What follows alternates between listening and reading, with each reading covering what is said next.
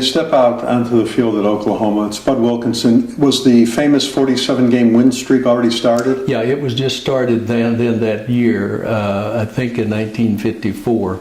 That was when it started, and that's when I was a freshman. Now, we couldn't play on the varsity as freshmen. Tell us what it's like sitting in a meeting with Bud Wilkinson. Very direct and very, very good on the chalkboard and drawing up the plays. And we had such a great team in 1956 particularly that he could draw up a play, we could go out and run it perfectly. In fact, it's the only time I saw Bud Wilkinson come out and take pictures of our team. What were some of the things that he would say to you guys? Did he talk about the streak at all?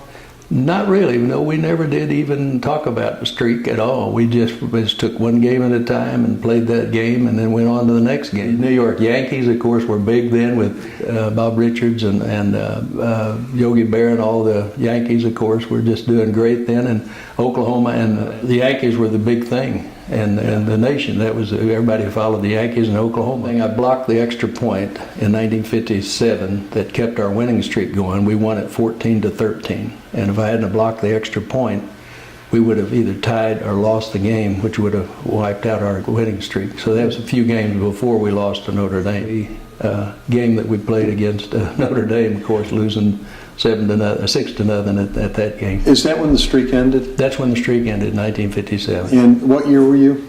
Well, I was there 54 through 57. Okay, so you were a senior. Yeah, I was a senior that year. What did Bud say to you guys? Bud said, well, you guys, you really can be proud of the record that you've set. Nothing to be ashamed of. It's just a great run, and very proud of all of you. After we played the Orange Bowl in 1958, we won all of our games after we lost to Notre Dame. The rest of our games we won. Right. But as we left the Orange Bowl, Clendon Thomas and I, of course, were both All-Americans there, and Tommy McDonald, of course, was All-American in '56 with us. So I had surrounded by a lot of great guys like Jerry Tubbs and Jim Harris and all my teammates that had made it well.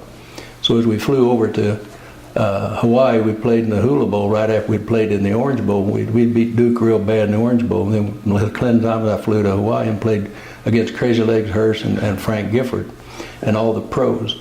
And they beat us real bad, but we flew back and we was on prop planes. So we flew from Hawaii again back to LA, gassed up and flew all the way to Mississippi to play in the North-South game. Played in that, but I guess probably one of the exciting games was in July. Otto Graham coached us and played in the college all-star game when we defeated the Detroit Lions real bad. And we really had a great team. In fact, just so many guys that were on that. Red Phillips, Ray Nitschke, Jerry Kramer, myself, Clendon Thomas, and all the guys that were on that team. We could have started an NFL team and won. Now, back then, it was the college team would play. The college guys were playing against the pros, the best pro team. We played against them. Yeah. And so it was an exciting thing to do that. When you beat Detroit, what were the players saying to you guys? Well, they were, of course, they left the field pretty quick, and it was just kind of they couldn't believe, that we could come in there and beat them. But all of the guys that I played with on that team made All-Pro in every team they went on. So that was the kind of talent that we had at that time, that you don't get that much talent in one year as we had there. We had John David Krogh, Charlie Kruger from A&M. I just on and on. I keep naming guys that were great in pro ball.